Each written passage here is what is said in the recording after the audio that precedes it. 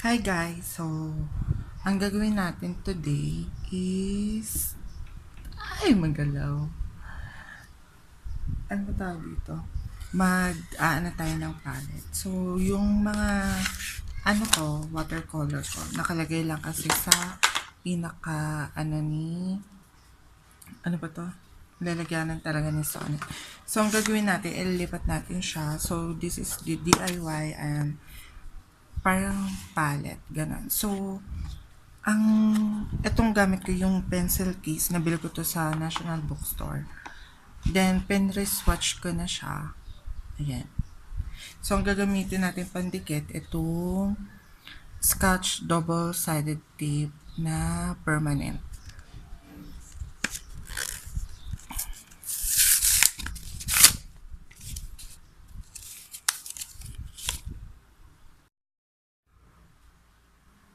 So, magkakat tayo ng 3M yung sa scotch. Then, sukatin natin.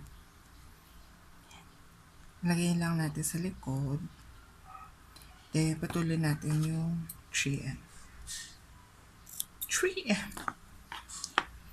Yan. Tapos, pag ganito ko siya ilalagay. Pag ganyan. Yan. Diba?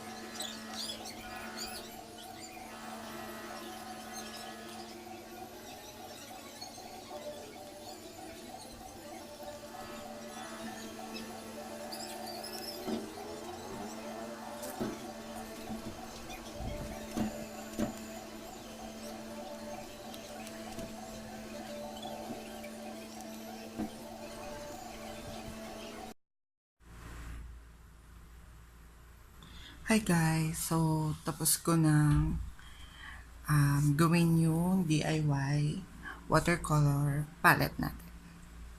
So, the struggle is real talaga. So, makikita nyo, yan. So, thank you so much for watching. I will see you on my next video. Bye!